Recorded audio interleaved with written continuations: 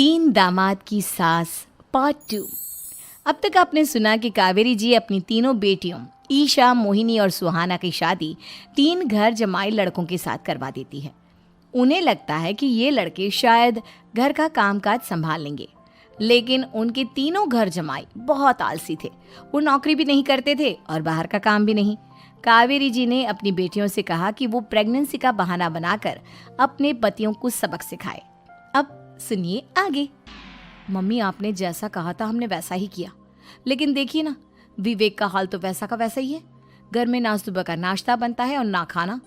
नौकरी पर जाने की बात करूं तो खाने को दौड़ते हैं मुझे। हाँ मम्मी, मैंने भी सुमित को कितनी बार कहा कि अगर नौकरी नहीं करनी तो कोई छोटी सी दुकान ही खोल लो। घर का खर्चा कैसे चलेगा? देखो दोपहर के 12 बजने आए और जनाब अभी तक सो रहे हैं। हाँ मम्मी, ईशा और सुहाना ठीक कहती हैं। अविनाश का भी यही हाल है। जब मैंने अपनी प्रेगनेंसी के बारे में कहा तो मुझसे कहने लगा, अरे दूसरी लड़कियां तो 9-9 महीने तक नौकरी करती है, बस डिलीवरी के टाइम छुट्टी लेती है। मोहिनी, तुम भी नौकरी करो। अब मुझे कहाँ नौकरी मिलेगी? मम्मी बताओ अब मैं क्या करूँ? हे भगवान, क्या सोचकर घर जमाई दामाद लाई थी मैं कि मेरी बेटियां मेरे पास रहेंगी और खुश रहेंगी, लेकिन इन आलसी दामादों ने तो हमारी जिंदगी को भी प्रॉब्लम में डाल दिया है। मैं तो कहती हूँ मम्मी, हम लोग वापस अपनी जॉब पर जाना शुरू कर देते हैं। बता देते हैं इन लोगों को कि हमने प्रेगनेंसी का बहाना किया है। नहीं नहीं बेटा, ऐसी गलती भी मत करना। अगर तुमने ऐसा किया तो इन तीनों की आदत और ख़राब हो जाएगी। अरे आज नहीं तो कल कभी तो तुम प्रेग्नेंट होगी, तब वापस यही प्रॉब्लम आएगी। तब क्या करोगी तुम तीनों? हाँ मम्मी, आपकी बात तो बिल्कुल सही है। इन लोगों को तो सुधारना ही पड़ेगा। लेकिन कैसे? अपने बच्चों के आने की खबर सुनकर भी इन लोगों पर कोई असर नहीं हो रहा। पैसे कमाने के लिए घर से बाहर निकलना ही नहीं चाहते ये तीनों। अब मेरे दिमाग में एक प्लान आया है। तुम तीनों चिंता मत करो, उन तीनों को बुलाओ, फिर मैं बात करती हूँ।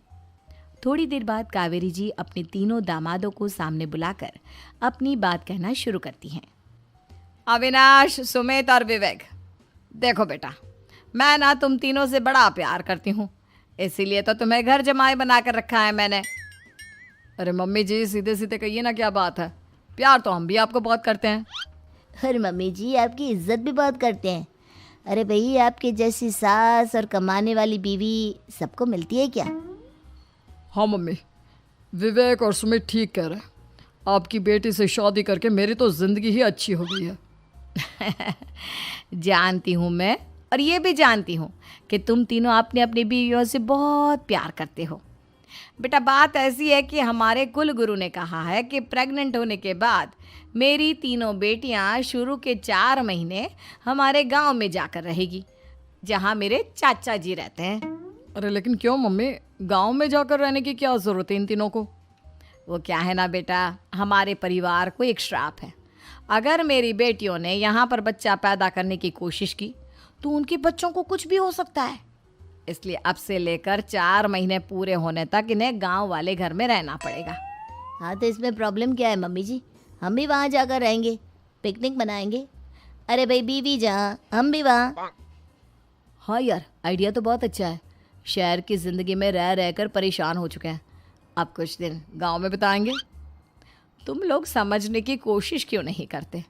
तुम में से कोई भी वहाँ नहीं जा सकता और मैं यहाँ रहूँ